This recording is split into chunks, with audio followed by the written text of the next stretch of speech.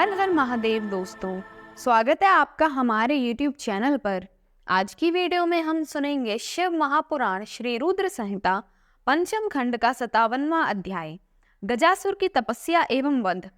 संत कुमार जी बोले, हे व्यास जी, अब मैं आपको भगवान शशिमौली द्वारा दानवराज गजासुर के संहार की कथा सुनाता हूँ।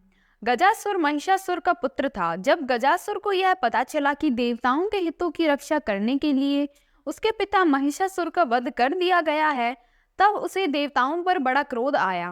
तब गजासुर ने देवताओं को इसका बदला लेने के लिए घोर तपस्या करनी आरंभ कर दी। काफी समय तक गजासुर ब्रह्मा जी को प्रसन्न करने हेतु तप करता रहा, परंतु ब्रह्मा जी वहां प्रकट नहीं हुए। इधर दूसरी ओर उसके तप की ज्वाला धधकती जा रही थी, जिससे देवता चिंतित हो उठे। गजासुर की तपस्या से दग्ध होकर सभी देवता ब्रह्मा जी की शरण में गए और उन्हें गजासुर की तपस्या की अग्नि से जलने की बात बताई। तब ब्रह्मा जी गजासुर को वरदान देने के लिए गए। गजासुर ने ब्रह्मा जी की स्तुति कर उनसे महाबली और अजय होने का वरदान प्राप्त किया। तत्पश्चात ब्रह्मा जी उसे वर देकर वहां से अंतर्ध्यान हो गए।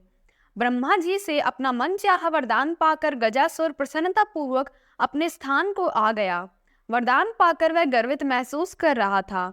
उसने चारों दिशाओं में अपने राज्य का विस्तार करना आरंभ कर दिया था। उसने तीनों लोकों सहित देवता, असुरों, मनुष्यों और इंद्रादि तथा सब गंधर्वों को जीतकर उनके तेज का हरण कर लिया। उसने सभी को बहुत परेशान किया।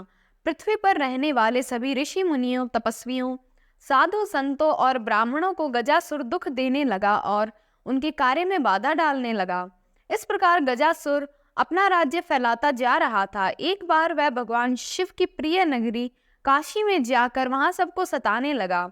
तब सभी देवता मिलकर भगवान शिव के पास गए और उनसे हाथ जोड़कर प्रार्थना करने लगे, हे भक्तवत्सल, हे कृपा निधान, उस गजासुर नामक दैत्य से हमारी रक्षा करें।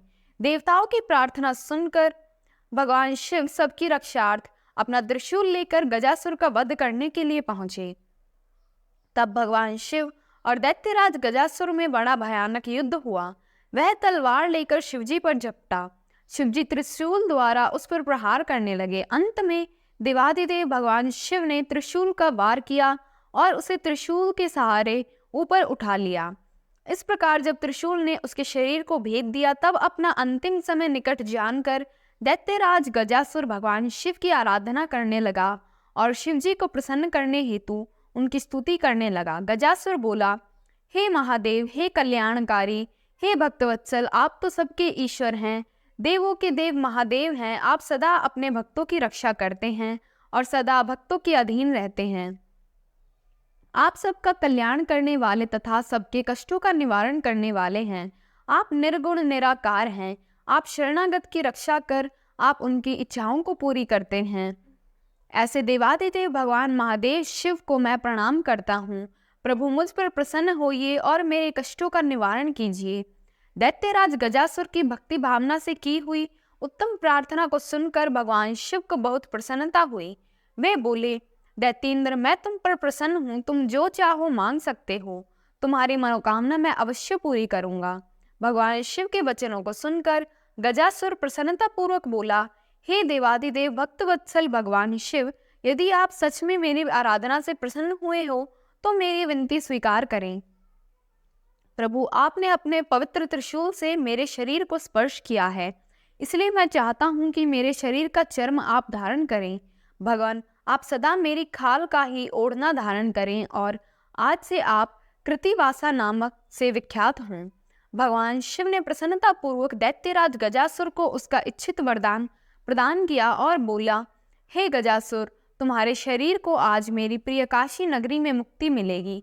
तुम्हारा शरीर यहाँ मेरे ज्योतिर्लिंग के रूप में स्थापित होगा और कृतिवाएश्वर नाम से जग प्रसिद्ध होगा। इसके दर्शन से मनुष्यों को मुक्ति और मोक्ष की प्राप्ति होगी। यह कहकर भगवान शिव ने गजासुर के शरीर को चर्म ओढ़ लिया और कृतिवाएश्वर ज्योतिर्लिंग की स्थापना की, जिसके फलस्वरूप वहां काशी में बहुत बड़ा उत्सव हुआ। सब देवता बहुत प्रसन्न हुए। तत्पश्चात भगवान शिव वहां से अंतर्ध्यान हो गए। ओम नमः शिवाय।